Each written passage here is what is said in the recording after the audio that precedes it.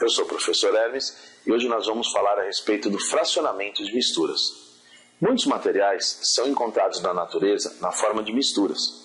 E para poder aproveitar cada componente dessas misturas, nós temos que fracioná-las. Nós temos, portanto, que subdividi-las para poder ficar com cada material de forma separada. Por exemplo, água do mar. Nós podemos colocar a água do mar para evaporar e ficar com o sal de cozinha.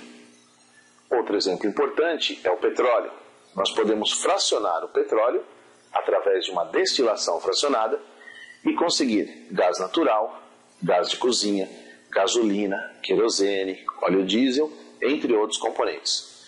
Nós vamos ver nos slides os diferentes métodos de separação de misturas heterogêneas e a seguir misturas homogêneas. Acompanhe.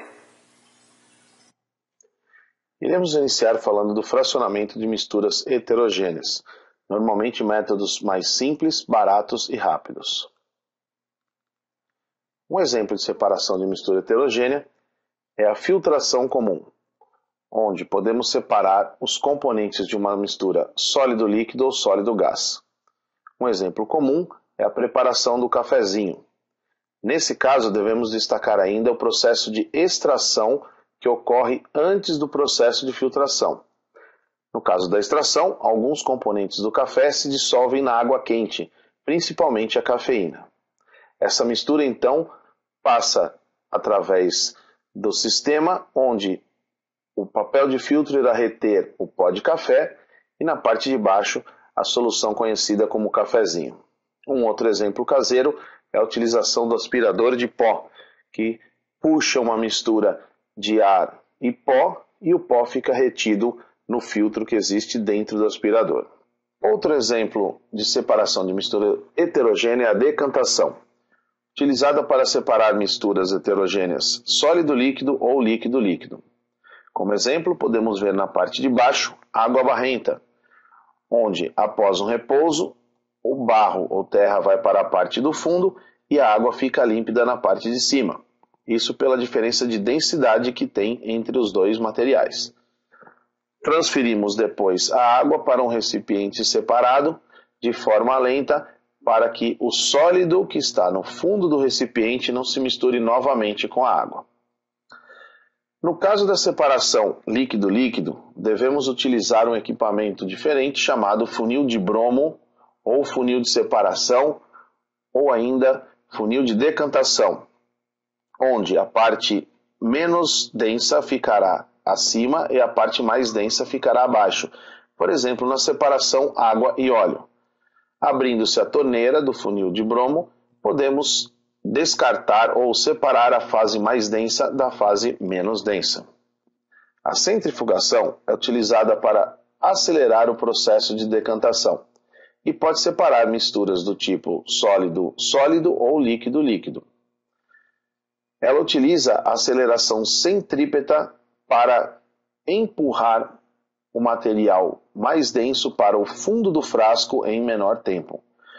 Um exemplo de separação que utiliza a centrifugação é a separação dos componentes do sangue. Um outro exemplo é a dissolução fracionada, usada para separar misturas do tipo sólido-sólido através da utilização de um líquido que dissolva apenas um deles. Por exemplo, a separação de sal e areia. Podemos utilizar, como na figura, água para dissolver o sal e assim ficar com duas fases separadas. Areia, na fase de baixo, e uma outra fase constituída de água e sal. Deste modo, filtraremos esta mistura e depois aqueceremos a água e o sal até total evaporação da água e conseguiremos separadamente o sal. A sublimação é um método específico utilizado na separação de mistura sólido-sólido, onde um dos componentes possa sofrer a sublimação. Por exemplo, areia e iodo. Aquecemos a mistura e o iodo irá sublimar, sendo recuperado no vidro de relógio que está mostrado acima do sistema. Separação magnética é um outro método de separação de misturas heterogêneas baseado na propriedade magnética de um material, por exemplo, ferro e areia. Se os dois estiverem misturados, podemos utilizar um ímã, como aqui na figura, para atrair o ferro, separando assim da areia. Vamos falar agora a respeito do fracionamento de misturas homogêneas, métodos mais elaborados, mais demorados e também mais caros. Um exemplo de separação de mistura homogênea é a evaporação. Utilizamos a evaporação quando queremos separar uma mistura do tipo sólido-líquido e o principal interesse está na fase sólida.